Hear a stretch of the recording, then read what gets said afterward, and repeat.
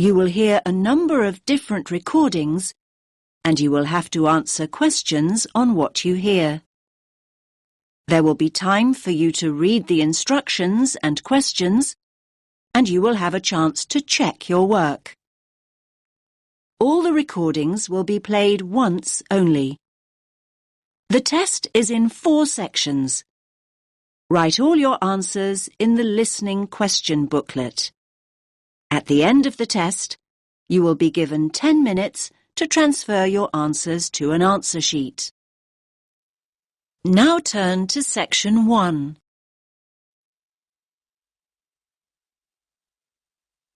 You will hear 2 students talking about libraries. First, you have some time to look at questions 1 to 5.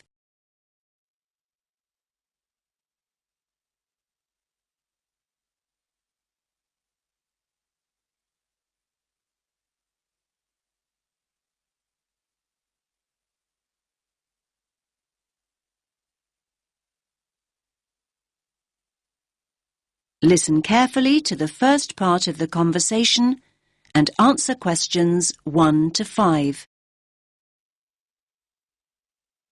Hi there, Tim. You look tired. Hi, Zara. I am tired.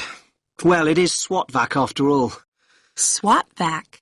Ah, yes, of course. Exam period. Don't remind me. I'm pretty exhausted myself. I'm finding it very difficult to study. It's so noisy where I live.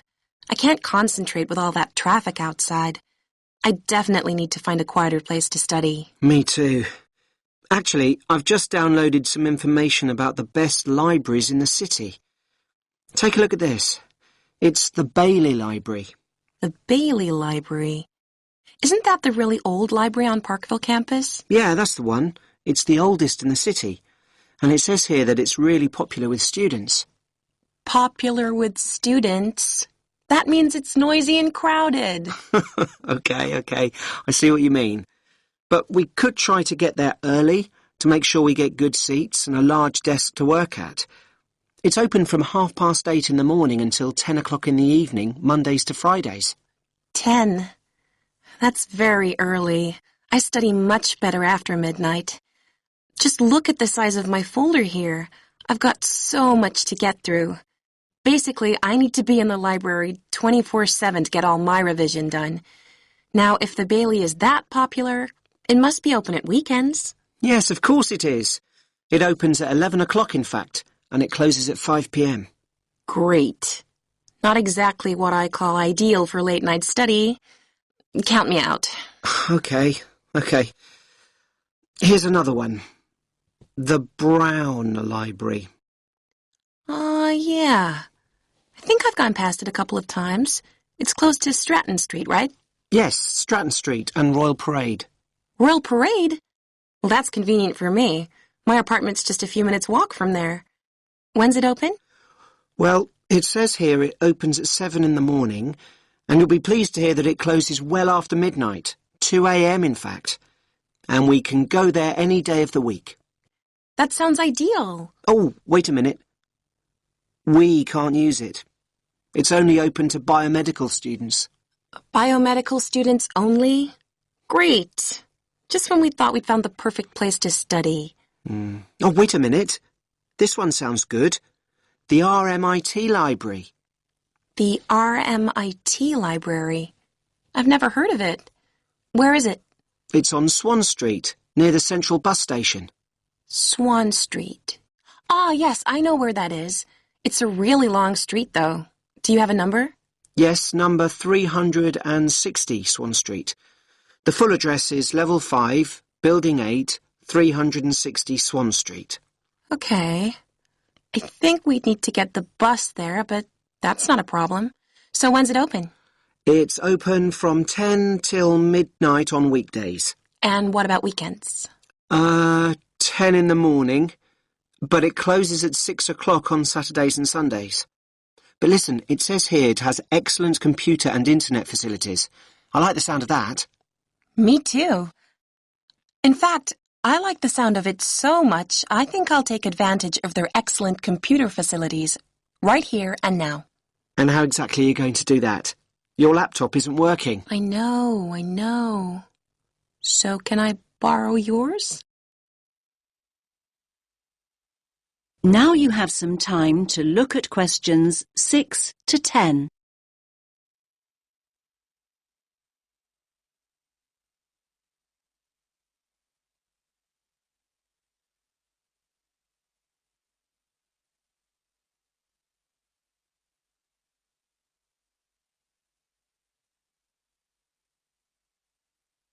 Now listen to the rest of the conversation and answer questions 6 to 10. OK, here's the RMIT Library website. So we want the bookings page. OK, first of all, you need to log on to Book It. Book it? Yeah, that's it, Book It. Okay. Now it's asking me for my student ID and my password. OK, so just type in your student number. I think I can just about remember it. And now your password. Okay. So next, you need to choose the resource type you want to book. That's easy. A PC. So now what you need to do is click on Location. Location. Okay. Now it's giving me a floor plan. It looks like I've got a choice of 18 computers. Great. So click on one of the PCs. I'm choosing this one. It's right next to the window. PC number 4 to be exact. So what do I do now? So now you have to choose the date of booking. So when do you want to book it for? Let's go for tomorrow. That's Friday, June 6th. And just click. I just have. So why isn't it working? You've got to go into View Options. Ah, it's working now. Friday, June 6th. OK, so now you need to choose a time. Let's go for a late afternoon. 5 p.m. Right, let's do it. Great! It says booking completed and there's my name on the booking schedule. Result! That is the end of section 1. You now have half a minute to check your answers.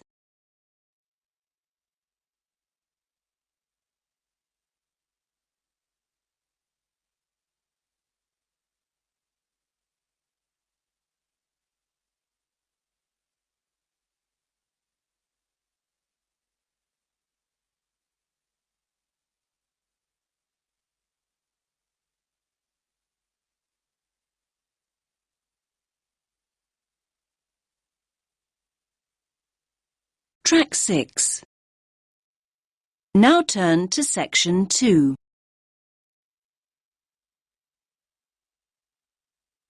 You will hear a guide talking about a tourist programme. First, you have some time to look at questions 11 to 14.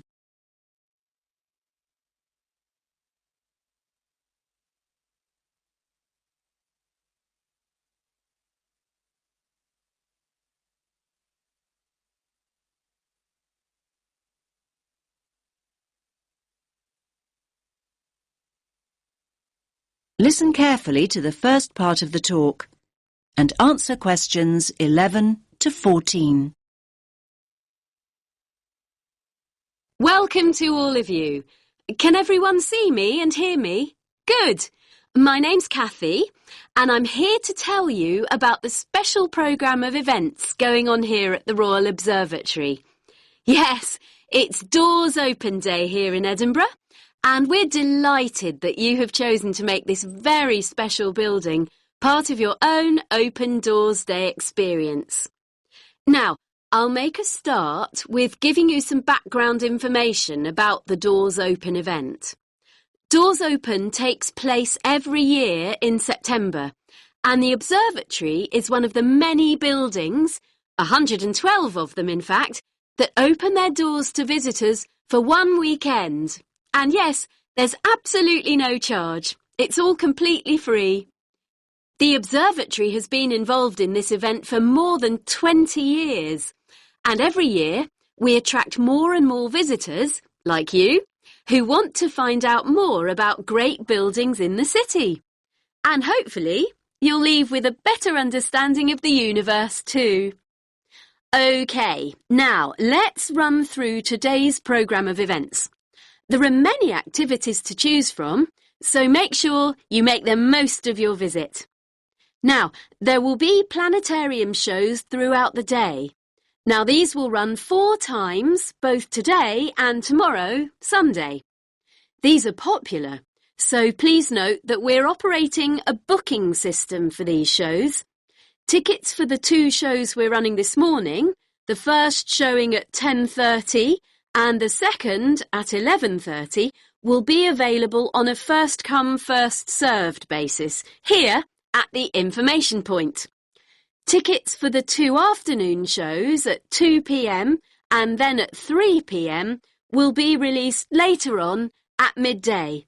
So booking is essential as spaces go very quickly. Now you have some time to look at questions 15 to 20.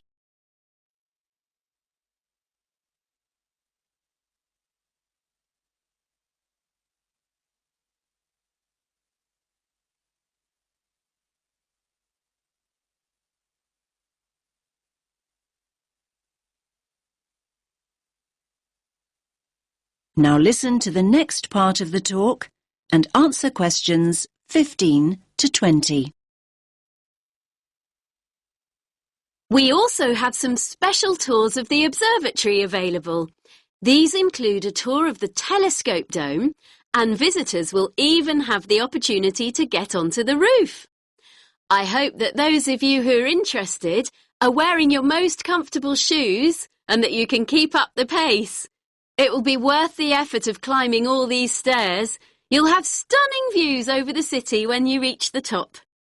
Now, for those of you who want to take things at a more leisurely pace, there will be an opportunity to visit the Crawford collection and learn about the instruments that have been built here, and there will also be some items from the collection on view. For those of you who don't already know, the Crawford collection is an astronomical library.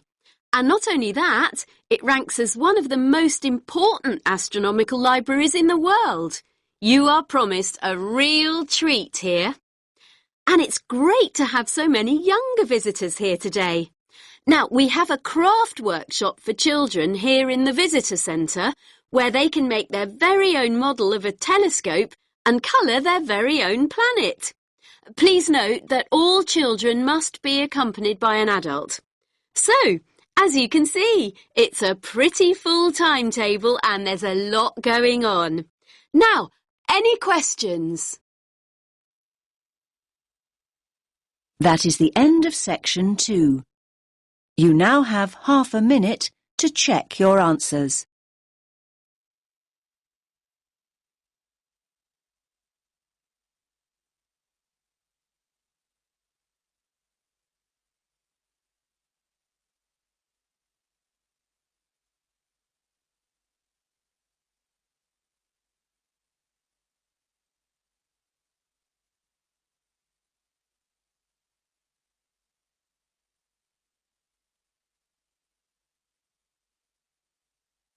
Track 7. Now turn to section 3.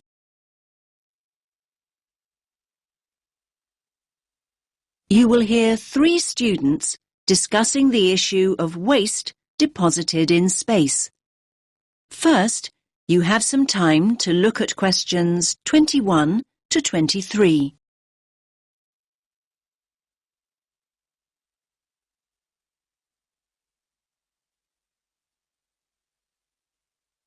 Listen carefully to the first part of the discussion and answer questions 21 to 23. Hey, did you manage to go to the talk by Dr. Chadwick this morning, Andy? I was there. What happened to you, Sam? My bike had a puncture. Seriously. Anyway, Ruth, I bet you took some notes. Can you fill me in? Sure. It was all about space junk. Really interesting, actually. I mean, I knew about how much rubbish humans are dumping here on planet Earth, but I had no idea how much junk there is flying around in space. Did you know that there are literally millions of pieces of rubbish orbiting the Earth as we speak? Not until now, I didn't. They reckon that around 100 tons of very small objects, like mainly dust, drops on Earth every single day. Yes, that's what she said. I thought space junk was all man-made. I can't believe they know so accurately how much is actually out there. Do they track and monitor it all the time? Yeah, they do. According to the talk, there are nearly 25,000 objects, larger than 10 centimetres in diameter, now orbiting the Earth. And what does all this space junk consist of? Isn't it all discarded parts of rockets that were either broken or left behind after space missions, like Apollo and all those spacecraft from years ago? Well, yes, but not only that. All other kinds of debris that we've dumped in space too. Anything from dead satellites to loose metal screws. There are even tiny particles of paint and liquid coolant. You now have some time to look at questions 24 to 26.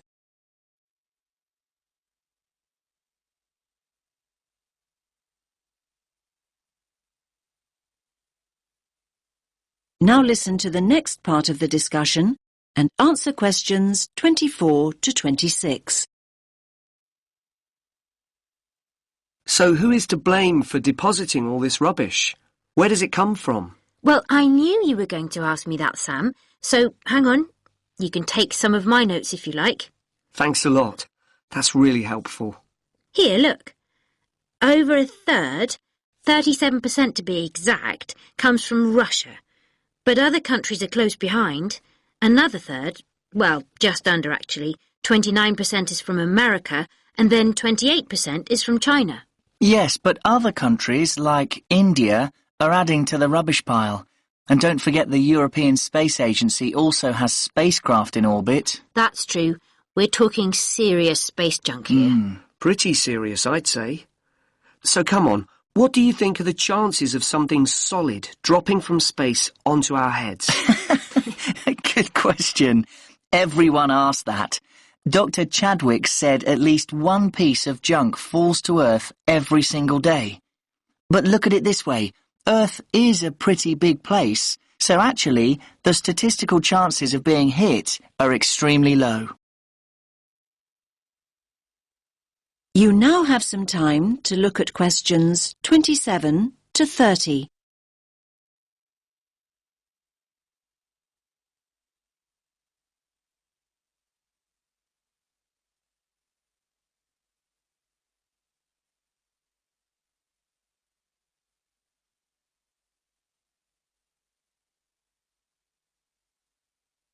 Now listen to the rest of the discussion and answer questions 27 to 30.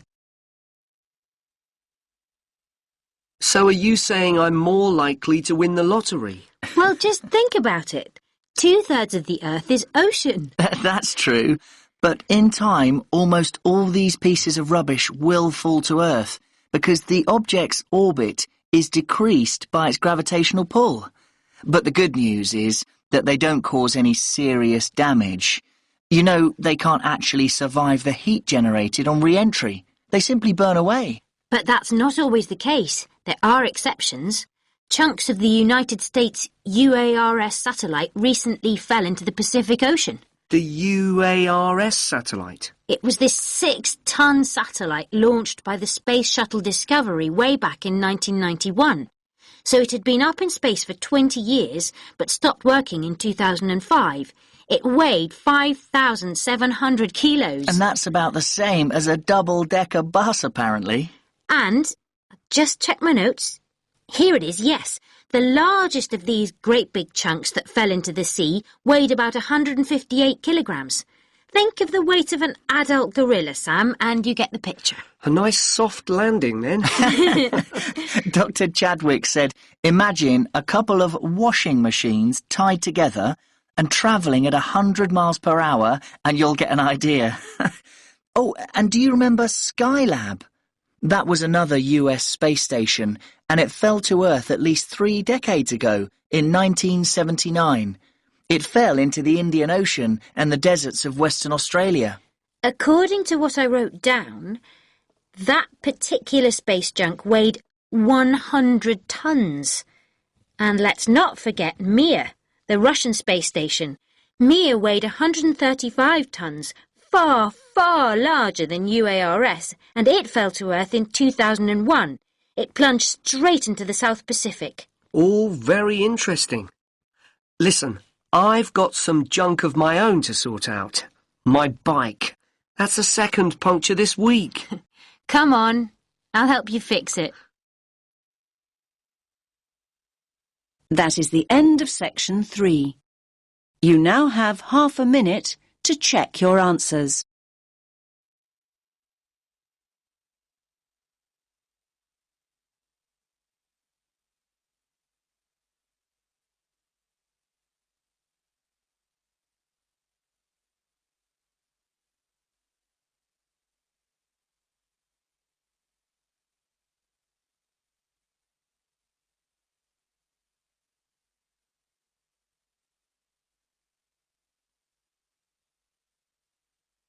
Track 8. Now turn to section 4.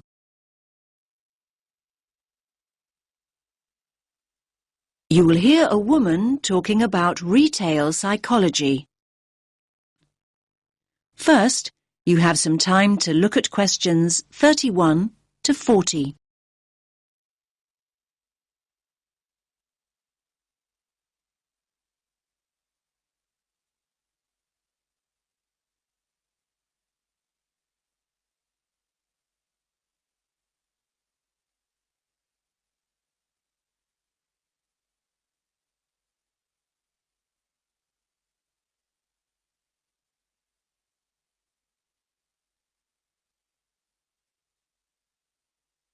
Listen carefully to the talk and answer questions 31 to 40.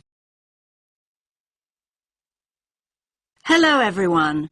Let's get started on the final lecture in our module on retail psychology. Today we're going to focus on supermarket layouts and how retailers display their products to encourage us as customers to spend as much of our money as possible. It's an interesting topic. Now, most of us don't actually realise that the layout is deliberately designed to make us part with our money. But in fact, millions of pounds are spent on research into the psychology of shoppers and what motivates us to buy. So, let's have a look at an actual supermarket layout. Now, here's the entrance to the store, just here. This area immediately around the entrance is what retailers refer to as the decompression zone or the dead zone. This is where the customers recover from the environment outside. And by that I mean this is where they adjust. For example, the place where they might put their keys in their pockets or take off their sunglasses, these kinds of things. So, what do you notice about this area? It's very empty, isn't it? Yes, it's pretty much clear of stock altogether. This area is not designed or used to sell us anything. Basically, the supermarkets never put any merchandise here because they know that no one's ready to buy yet. However, the retailers want their customers to feel comfortable. If they're in a relaxed state of mind, they're much more likely to stay longer and spend money. Now, let's look back at the entrance again. Now, it's interesting, but we know that 3/4 of us look right, not left, when we go into a supermarket. So, 75% of people. This gives the supermarkets a great opportunity to hit us with promotions and offers. So, near the front door, you might also find what we call the dwell zone. The dwell zone is the area on the right-hand side by the front door where you are encouraged to relax and browse. You will usually find newspapers and flowers here to help you do exactly that. Moving on from the dwell zone, we come to the power aisle. Basically, it's the main route customers return to after venturing into nearby aisles. And so this is the area of the supermarket where the strongest offers are displayed. So you might see a sign that reads barbecue time, and you'll see all the items you could possibly need for a barbecue. The charcoal, the sauces, the skewers and the drinks, everything you need, all in one place. Were you planning a barbecue before you went shopping? Do you even have a garden? Yes, the power aisle has a very powerful effect on sales, even though most of us don't even realise we are being sold to here.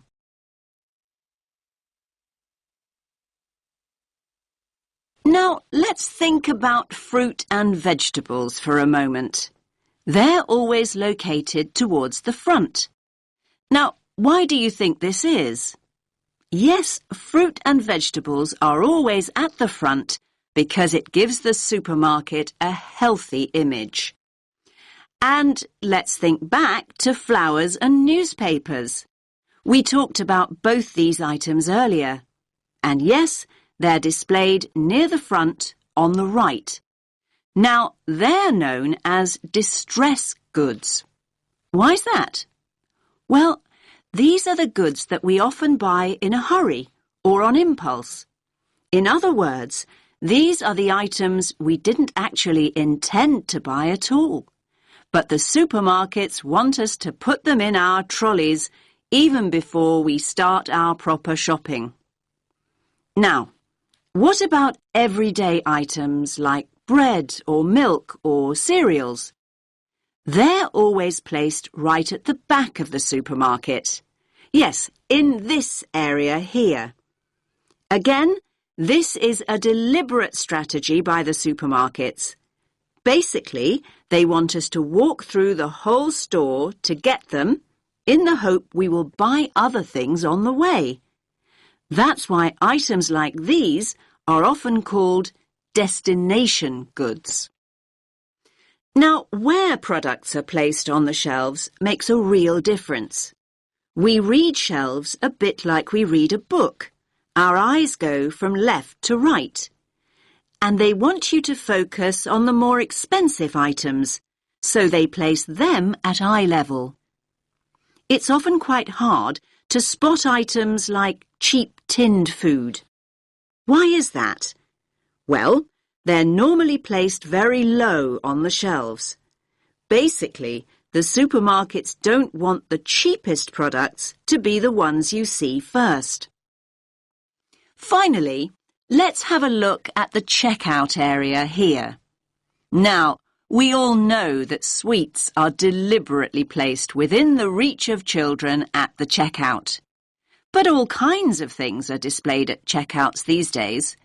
In fact, supermarkets can change what's on offer almost by the hour.